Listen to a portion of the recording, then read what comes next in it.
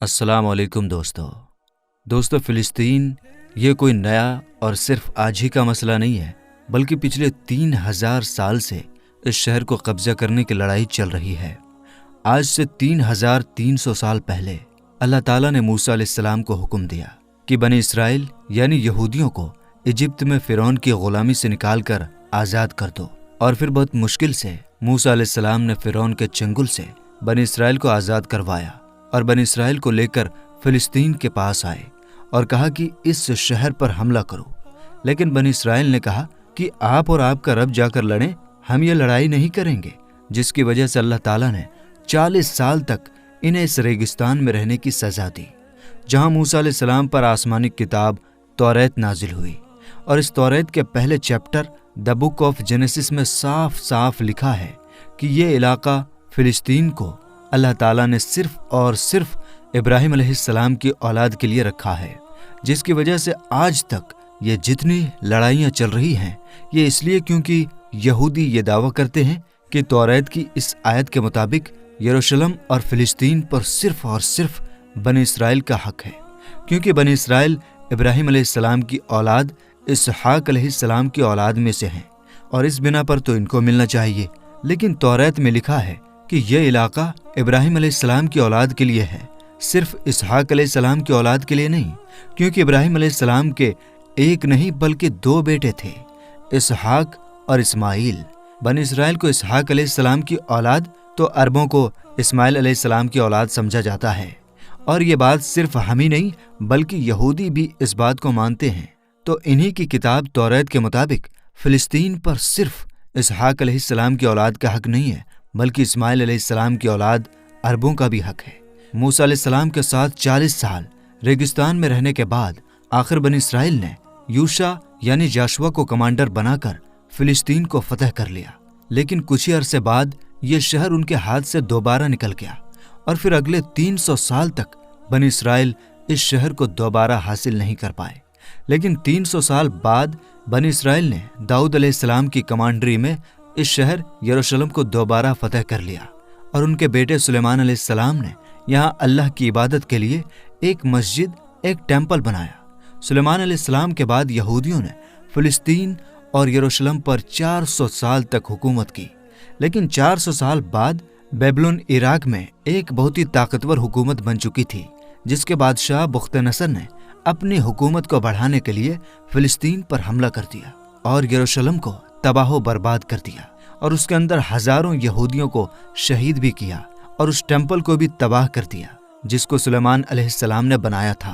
और जितने यहूदी जिंदा बच गए थे उन सारों को गुलाम बनाकर अपनी राजधानी बेबीलोन इराक ले गया और 70 साल तक यहूदी इराकियों की गुलामी करते रहे। लेकिन 70 साल बाद इराक पर ईरान के एक बादशाह साइरस द ग्रेट ने हमला कर दिया और इराक की हुकूमत को फतह कर लिया और यहाँ जितने भी यहूदी थे उन सबों को वापस फ़िलिस्तीन भेजा और उन्हें पैसों के मामले में मदद भी की ताकि वो वापस जाकर सुलेमान अलैहिस्सलाम के टेम्पल को दोबारा बना सकें, जो इससे पहले तबाह कर दिया गया था। जिसके बाद यहूदियों ने फिर फ़िलिस्तीन पर 400 साल तक हुकूमत की। लेकिन फिर इन पर रोमन हुकूमत ने हमला किया, जिसने सारे यहूदियों को यहाँ से 600 साल तक बाहर निकाल दिया और बनी इसराइल पर इतना जुल्म किया जो इससे पहले किसी ने भी नहीं किया था। यहूदियों ने रोमन हुकूमत से लड़ने की भी कोशिश की, लेकिन रोमन हुकूमत ने हजारों यहूदियों को कत्ल किया और हालात इतने खराब हुए कि यहूदी रोमन हुकूमत से छुपकर गुफाओं में रहने लगे और रोमन हुकूमत ने बैतुल मुक़द्दस, जिसे पहले सुलेमान अलैहिस्सलाम और फिर बादशाह साइरस द ग्रेट ने बनवाया था, दोबारा तबाह बर्बाद कर दिया और उसके बाद ये टेम्पल आज तक दोबारा नहीं बन सका। रोमन हुकूमत ने फ़िलिस्तीन और यरूशलेम पर 600 साल तक हुकूमत की। लेकिन 600 साल बाद रोमन हुकूमत ने एक ऐसी गलती की जो उसे कभी नहीं करनी चाहिए थी। उन्होंने अरब में बहुत ही तेजी से फैलते हुए नए मजहब इस्लाम पर हमला करने की कोशिश की। लेकिन इस्लामी मजहब और हुकूमत इतनी तेजी से फैलती गई कि कुछ ही सालों में रोमन और पर्शियन हुकूमत दोनों को फतह कर लिया, जिसके बाद हजरत उमर दुनिया के सबसे ताकतवर बादशाह बन गए, जिनकी हुकूमत अलेक्जेंडर द ग्रेट की हुकूमत से बहुत बड़ी थी। आखिर मुसलमान رومن حکومت کو فتح کرتے کرتے یروشلم کے دروازے تک پہنچے۔ رسول پاک صلی اللہ تعالیٰ علیہ وسلم نے پہلے ہی کہہ دیا تھا کہ مسلمان ایک دن یروشلم ضرور فتح کریں گے۔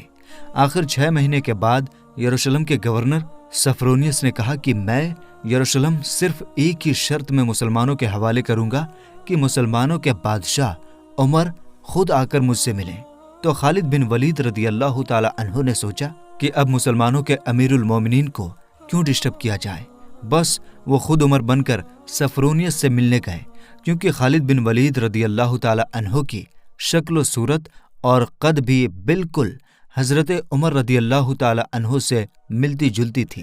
لیکن ان میں سے ایک شخص حضرت عمر سے پہلے ہی مل چکا تھا، تو انہوں نے کہا کہ یہ حضرت عمر نہیں ہو سکتے، تو مجبوراً خالد بن ولید رضی اللہ تعالیٰ عنہ کو حضرت عمر اس وقت دنیا کے سب سے طاقتور بادشاہ کو یروشلم بلانا پڑا۔ سفرونیس اچھی طرح سونا اور چاندی وغیرہ پہن کر بالکل تیار ہو کر بیٹھا ہوا تھا، کیونکہ اتنے بڑے بادشاہ ان سے ملنے آ رہے تھے۔ لیکن سفرونیس اور پورا یروشلم یہ دیکھ کر حیران ہو گیا کہ بادشاہ کا غلام اونٹ پر بیٹھا ہوا ہے اور بادشاہ خود بالکل عام کپڑوں میں پیدل چل کر آ رہا ہے۔ یہ منظر یروشلم والوں کے لیے بہت حیران کن تھا، کیونکہ اس سے پہلے جب بھی کسی بادشاہ نے یروشلم پر فتح حاصل کی ہے تو اس نے اس شہر کو تباہ و برباد کیا تھا اور یہاں کی گلیوں کو خون سے بھر دیا تھا، لیکن اب یہ ایک ایسا بادشاہ آیا ہے جو ان سب سے زیادہ طاقتور ہے، لیکن بغیر کسی فوج کے اور بالکل عام کپڑوں میں۔ ایسا اس سے پہلے کبھی نہیں ہوا تھا۔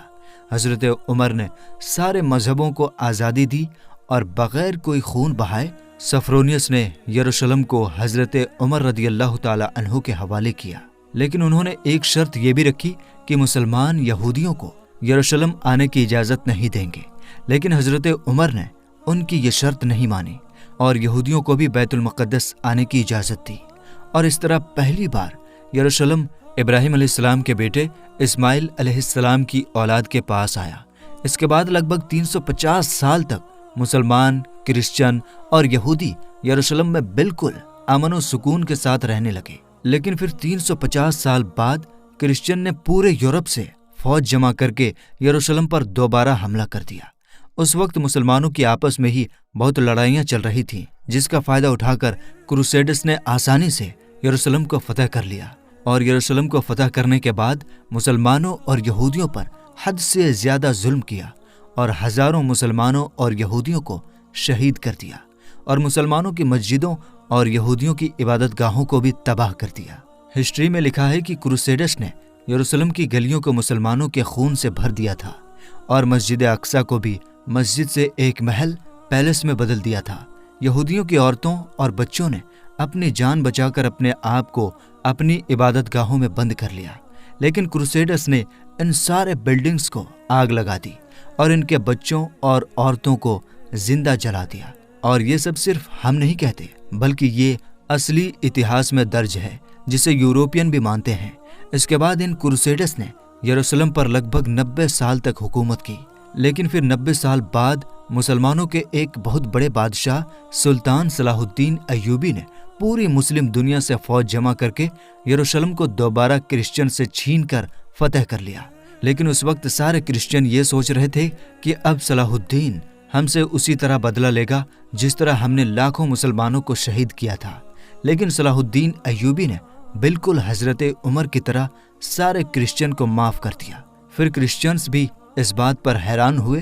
اور صلاح الدین سے پوچھا کہ جب ہم نے فتح کیا تو ہم نے ہر مسلمان کو قتل کیا تھا، لیکن صلاح الدین ایوبی نے انہیں کہا، میں ظالم نہیں بلکہ میں صلاح الدین ایوبی ہوں اور مسلمان ہوں۔ اس کے بعد صلاح الدین ایوبی نے ان سارے مذہب کو دوبارہ آزادی دی اور مسجد اقصی جسے محل بنا دیا گیا تھا اسے دوبارہ مسجد بنایا اور ادھر پہلی نماز ادا کی۔ یروشلم کو جب بھی کسی بادشاہ نے فتح کیا تو ہمیشہ یہاں بہت خون بہایا ہے، سوائے مسلمانوں کے جنہوں نے ہمیشہ بالکل امن و سکون کے ساتھ اس شہر کو فتح کیا۔ صلاح الدین ایوبی کے بعد ایک بار پھر سارے ابراہیمی مذہب یروشلم میں بالکل امن و سکون کے ساتھ 800 سال تک رہے، لیکن 800 سال بعد اور آج سے 100 سال پہلے جب یروشلم پر عثمانیہ حکومت تھی تو فرسٹ ورلڈ وار کے بعد عربوں نے برٹش کے ساتھ مل کر عثمانیہ حکومت کو ہمیشہ کے لیے ختم کر دیا کہ ہم عربوں پر یہ ترکی والے لوگ آ کر کیوں حکومت کر رہے ہیں۔ تو اس نیشنلزم کی وجہ سے فلسطین بھی مسلمانوں کے ہاتھ سے نکل گیا، لیکن تھوڑی ہی عرصے پہلے برٹش اور یہودیوں کا آپس میں سودا ہو چکا تھا کہ اگر برٹش کو یہ علاقے ملے تو وہ ادھر ایک یہودی راجیہ بنائیں گے۔ اور یہ سمجھوتا ہوا ہی کیوں تھا؟ کیونکہ اس سے پہلے یہودی یورپ کے ہر جگہ بزنس، سائنس، میڈیکل، بینکنگ، ہر چیز میں بہت مضبوط ہو چکے تھے، جس کی وجہ سے یہودی یورپ کے سب سے طاقتور اور امیر قوم بن گئے۔ تو ان کا سپورٹ پانا برٹش کے لیے سب سے ضروری تھا، اور پچھلے 1800 سال سے یہودیوں کے پاس اپنا کوئی بھی ملک نہیں تھا۔ تو ان میں سے کچھ یہودیوں نے اپنے پرکھوں کے ملک کے بارے میں سوچنا شروع کیا کہ ہمارا یہودیوں کا بھی ایک اپنا ملک ہونا چاہیے، اور اس کے لیے انہوں نے اسی فلسطین کے علاقے کو چنا، اور اس ملک کو پانے کے لیے انہوں نے ہر طرف سے کوشش شروع کی، یہاں تک کہ یہودیوں نے عثمانی خلیفہ سلطان عبدالحمید سے بھی سودا کرنے کی کوشش کی، لیکن انہوں نے صاف انکار کر دیا، جس کی وجہ سے یہودیوں کو سمجھ آ گیا کہ اگر اپنا ملک بنانا ہے تو عثمانیہ حکومت کو ختم کرنا ضروری ہے۔ اور جیسے ہی فرسٹ ورلڈ وار کے بعد عثمانیہ حکومت ختم ہوئی تو فلسطین عثمانیہ حکومت کے بعد برٹش کی طرف چلا گیا۔ تو یہودی پوری دنیا سے اسی خفیہ پلان کے تحت فلسطین پر بسنا شروع ہوئے، اور فلسطین کے مسلمانوں سے زمینیں 2 گنا 3 گنا قیمت پر خریدنے لگے، کیونکہ پیسہ تو ان کے پاس بہت تھا۔ برٹش حکومت نے بھی بلفور ڈیکلیریشن میں یہودیوں کے ایک الگ اسٹیٹ ہونے کو سپورٹ کیا، تاکہ ورلڈ وار میں یہودیوں کا سپورٹ اور پیسے دونوں مل سکیں۔ اور خاص کر سیکنڈ ورلڈ وار کے بعد یورپ میں ہٹلر کی یہودیوں پر ظلم کے بعد یہودی اور بھی زیادہ پوری دنیا سے فلسطین میں جمع ہونے لگے، اور فلسطین میں دھیرے دھیرے لڑائیاں بڑھنے لگیں، جس کی وجہ سے UN نے ایک فیصلہ سنایا کہ فلسطین کو 3 حصوں میں بانٹا جائے گا، ایک حصہ فلسطین، دوسرا اسرائیل اور تیسرا یروشلم، جو ان دونوں میں سے کسی کا بھی نہیں ہوگا، بلکہ یہاں UN کی حکومت ہوگی، اور اس میں سارے مذہب کو آزادی ہو، جس پر سارے عرب ملک اس فیصلے کے خلاف کھڑے ہو گئے۔ اور اسرائیل کے آزاد ہونے کے صرف 1 دن بعد اسرائیل پر ہر طرف سے حملہ کر دیا۔ ایجپٹ، جارڈن، سیریا، تینوں کی فوجیں ایک ساتھ اسرائیل میں گھس گئیں، لیکن بہت ہی بے شرمی سے عرب ممالک یہ جنگ ہار گئے، اور یہ ایک ایسے ملک سے ہارے جو ان سے سائز میں بہت چھوٹا، اور جو اس جنگ میں صرف 1 دن پہلے آزاد ہوا تھا۔ اس ہار کی وجہ سے جو پلان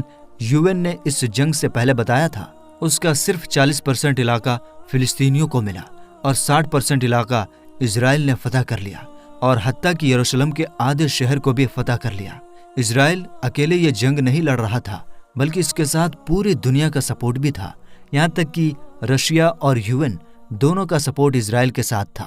اسرائیل نے یہ علاقے فتح کر کے ٹائم بالکل بھی ضائع نہیں کیا، اور 7 لاکھ عربوں کو فلسطین سے باہر نکال دیا، جس کی وجہ سے فلسطین میں دھیرے دھیرے یہودی زیادہ اور عربی کم ہونے لگے۔ اس جیت کے بعد اسرائیل بہت مضبوط بن گیا، اور پوری دنیا سے اور بھی زیادہ یہودی اسرائیل میں جمع ہونے لگے۔ اس کے بعد یہودیوں نے اپنے آپ کو عرب کے بالکل بیچ میں ایک بہت ہی مضبوط حکومت بنا لی تھی، لیکن پھر بھی یہ 2 علاقے ویسٹ بینک اور غازہ اسرائیل کے کنٹرول میں نہیں تھے۔ لیکن آج سے لگ بھگ 60 سال پہلے 1967 میں کچھ غلط فہمی کی وجہ سے یہاں جنگ ایک بار پھر شروع ہو گئی، اور ایک بار پھر ایجپٹ، جارڈن، سیریا کے مقابلے میں یہ چھوٹا سا اسرائیل تھا، لیکن صرف 6 دنوں میں اسرائیل نے ان تینوں ملکوں کو ہرا دیا، اور صرف 6 دنوں میں اسرائیل نے اپنا سائز 3 گنا بڑھا لیا۔ عرب ممالک دوبارہ اپنے سے ایک بہت ہی چھوٹے ملک سے بہت ہی بری طرح ہار گئے۔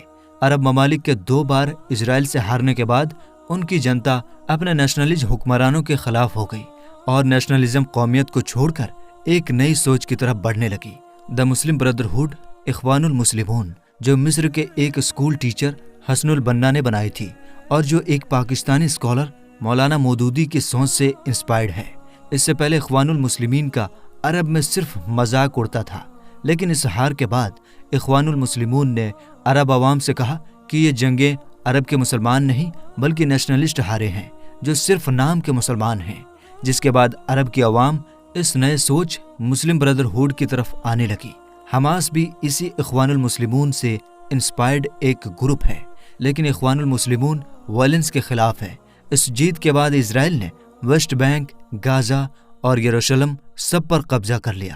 اور آج تک یہ سارے علاقے اسرائیل سے دوبارہ کوئی بھی نہیں چھین سکا۔ تو میرے دوستو، یہ تھی آج کی ویڈیو 3000 سال کی ہسٹری کے بارے میں۔ تو ہم امید کرتے ہیں کہ ویڈیو آپ کو پسند آئی ہوگی۔ پسند آنے کی صورت میں لائک اور شیئر کیجیے گا۔ ملیں گے اگلی ویڈیو میں۔ السلام علیکم۔